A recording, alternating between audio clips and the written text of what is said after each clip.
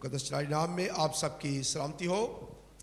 मैं आप सबको आज की इस मीटिंग में खुश आमदीद कहता हूँ और सबसे पहले अपने खुदावंद का शुक्र अदा करता हूँ कि जिसने हमें एक और दिन ज़िंदगी में दिया ताकि हम आज खुदावंद के घर में आएँ और उसकी इबादत कर सकें।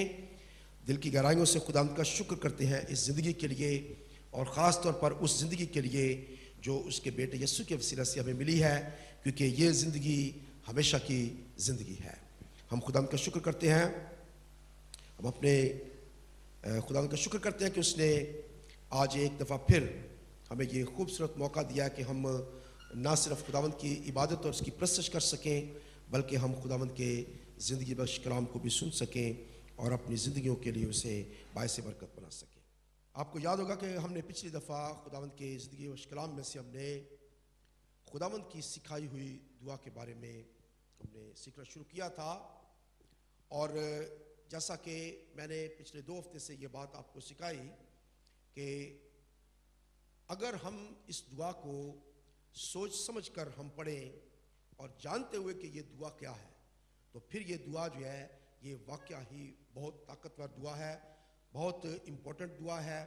और अगर हम इसको बगैर सोचे समझे इसको सिर्फ दोहराते रहते हैं और इसको बार बार इसको बोलते रहते हैं तो उसका कुछ फ़ायदा नहीं है।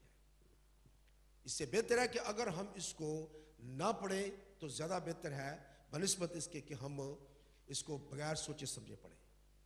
लेकिन अब हुक्म खुदा का ये है कि हम इस दुआ को पढ़ें। ये दुआ जो है ये हमें करनी है, लेकिन किस सूरत में करनी है? जब हम खुदा के बेटे बेटियां हों। और हमने बड़ी तफसील के साथ ये बात पिछली दफ़ा सीखी थी कि ये दुआ जो है ये किसी हर आदमी के लिए नहीं है, बल्कि ये दुआ जो है ये ख़ास तौर पर खुदा के बेटे और बेटियों के लिए है। और वो लोग जो खुदा की बादशाही में दाखिल हो चुके हैं, उसकी बादशाही को जानते हैं और उसके बेटे बेटियां हैं, उनके लिए ये दुआ है। और इस पूरी दुआ में हमने सीखा था कि वाज़ेह तौर पर नज़र आता है कि ये दुआ जो है ये खुदा के एक ख़ास मकसद को और उसके एक पर्पस को जो है ये ज़ाहिर करती है। Praise God. तो हमने दुआ के पहले हिस्से में हमने ये बात सीखी थी कि इस दुआ के पहले हिस्से के अंदर 3 हिस्से हैं और वो 3 हिस्से जो हैं वो नीचे से ऊपर की तरफ जो है ये स्टेप जो है ये जाते हैं। और वो पहला हिस्सा ये था कि तेरा नाम पाक माना जाए और तेरी बादशाही आए और तेरी मर्जी जैसी आसमान पर पूरी होती है ज़मीन पर भी हो। तो ये 3 चीज़ें जो हैं ये खुदा की बादशाही के बारे में है। तीनों चीज़ें जो है ये खुदा की बादशाही के बारे में है कि किस तरह से इस दुनिया के ऊपर लोग जो है वो इब्लीस के कब्जा में है और इब्लीस की बादशाही में है और उस इब्लीस की बादशाही की वजह से खुदा की बादशाही के लोग खिलाफ काम करते हैं और उसके अंदर दाखिल नहीं होते हैं। तो हमारी सबसे पहली दुआ एक बेटे बेटियां होने के नाते से बाप के लिए ये होनी चाहिए कि उसकी बादशाही का जो है वो आगाज़ जो है वो हो और फिर उसकी बादशाही जो है वो बढ़े और अल्टीमेटली आखिरकार इस पूरी दुनिया के ऊपर जो है वो सिर्फ और सिर्फ हमारे बाप की हुकूमत हो, उसकी बादशाही हो।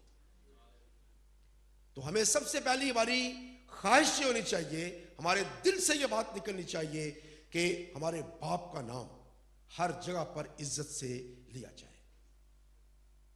और दूसरी बात है हमारी ये ख्वाहिश होनी चाहिए कि हमारे बाप की बादशाही जो है वो कंटिन्यूसली जो है वो आए और आखिरकार उसकी मर्जी पूरी दुनिया के ऊपर जो है वो पूरी हो। जैसा कि बाइबल के अंदर लिखा हुआ है कि हर एक घुटना यीशु के नाम के आगे झुकेगा। अल्टीमेटली जो है वो खुदा की बादशाही आए और फिर ये बादशाही जो है। तो आज हम इन 3 चीज़ों को खुदावंद के कलाम में से पहले हिस्से को सीखेंगे कि खुदा की बादशाही के लिए क्यों खुदावंद यीशु मसीह ने ये ख़ास तौर पर ये हमें कहा है कि हम इस बात के लिए दुआ करें। पहली बात यह कि हम ये मत सोचें कि खुदा जो है वो कुछ भी नहीं कर सकता है या इब्लीस की बादशाही जो है खुदा की बादशाही के ख़िलाफ़ है और खुदा जो है वो उस पर उसको जीतने की कोशिश कर रहा है, उसको हराने के लिए कोशिश कर रहा है। नहीं, ऐसी बात नहीं है। خدا کا ایک خاص پرپز ہے اس دنیا کے اندر، ایک خاص مقصد ہے جو وہ ہمیں دکھانا چاہتا ہے کہ خدا کیا کر سکتا ہے اور اس کی قوت اور اس کی پاور کیا ہے. اور ہم آج دیکھیں گے کہ خدا کی بادشاہی جو ہے وہ کیا ہے اور اس کا آنا کیوں ہمارے لیے ضروری ہے. اب خدا کی بادشاہی جو ہے یہ بائبل کے اندر اگر آپ پڑھیں تو بائبل کے اندر ایک خاص موضوع جو ہے وہ ہے خدا کی بادشاہی کے بارے میں. اور میں چاہوں گا کہ اگر آپ دیکھیں خدا کی بادشاہی کے بارے میں یہ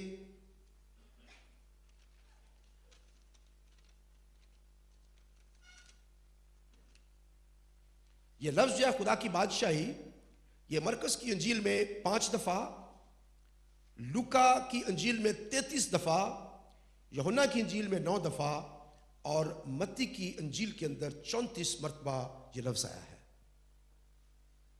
اس کا مطلب ہے کہ یہ اگر لفظ اتنی دفعہ بائبل کے اندر استعمال کیا گیا ہے اور خصوصی طور پر نئے عہد نامے کے اندر تو اس کا ایک خاص مقصد ہے. اور خاص طور پر متی رسول جو ہے وہ خدا کی بادشاہی کا تفصیلی طور پر جو ہے وہ بیان کرتا ہے. میں نے آپ کو شاید یہ بہت دفعہ یہ بات بتائی ہے کہ ہمارے پاس سے 4 نئے عہد نامے کی انجیل ہیں جس میں متی ہے، مرکس ہے، پھر لوکا ہے اور پھر یوحنا ہے. اب بعض یہ اعتراض کر سکتے ہیں کہ بھئی جب ایک ہی خدا یسوع مسیح کا پیغام تھا، ایک ہی سب کچھ تھا، تو پھر کیوں 4 لوگ جو ہیں وہ اس بات کو بیان کرتے ہیں؟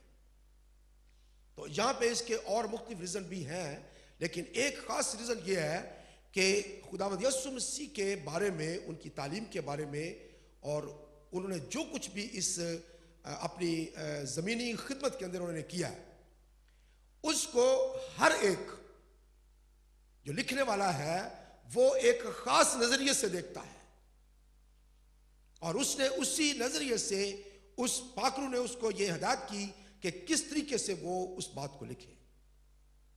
جس طرح سے متی رسول جو ہے وہ خداوند یسوع مسیح کو ایک بادشاہ کے طور پر پیش کرتا ہے. وہ خداوند یسوع مسیح کو ایک بادشاہ کے طور پر پیش کرتا ہے اور وہ اپنی کتاب کا شروع اس بات سے کرتا ہے کہ خداوند یسوع مسیح جو ہے وہ بادشاہی خاندان سے ہے، اور وہ پہلے باب کی پہلی آیت سے وہ بادشاہوں کے نسب نامے جو ہے اس کو بیان کرتا ہے، اور پھر وہ یہ بتانا چاہتا ہے کہ خداوند یسوع مسیح جو ہے وہ بادشاہ تھا. پھر متی کی دوسرے باب کے اندر وہ اس بات کو بیان کرتا ہے کہ کچھ مجوسی جو ہے وہ آئے اور وہ خداوند یسوع مسیح کے بارے میں پوچھتے ہیں، اور ان کا وہ کہاں پہ ڈھونڈ رہے تھے خداوند یسوع مسیح کو؟ ہیرودیس بادشاہ کے محل میں. وہ یہاں پہ پھر ایک دفعہ وہ اس بات کو ظاہر کرتا ہے کہ وہ کہتے ہیں کہ ہم اس بادشاہ کو دیکھنے کے لیے آئے ہیں جس کے بارے میں ایک ستارے نے ہمیں بتایا ہے کہ اس دنیا میں ایک بادشاہ پیدا ہوا ہے. وہ پھر جو ہے خداوند یسوع مسیح کو بادشاہ کے طور پر پیش کرتا ہے، اور پھر لگاتار جو ہے اگر ہم دیکھتے ہیں کہ متی کی انجیل میں جو ہے خداوند یسوع مسیح کو ایک بادشاہ کے طور پر جو ہے پیش کیا گیا. آسمان کی بادشاہی کی باتیں، خدا کی بادشاہی کی باتیں، اور وہ خداوند یسوع مسیح کو بادشاہ کے طور پر اور اس کی بادشاہی کو اس دنیا کے اندر وہ پیش کرتا ہے. اسی طرح سے لوکا اور پھر مرکس اور پھر یوحنا جو ہے وہ اور ڈیفرنٹ طریقوں سے خداوند یسوع مسیح کو پیش کرتے ہیں. لوکا جو ہے وہ اس اپنی کتاب میں وہ خداوند یسوع مسیح کو جو ہے وہ ابن آدم کے طور پر پیش کرتا ہے.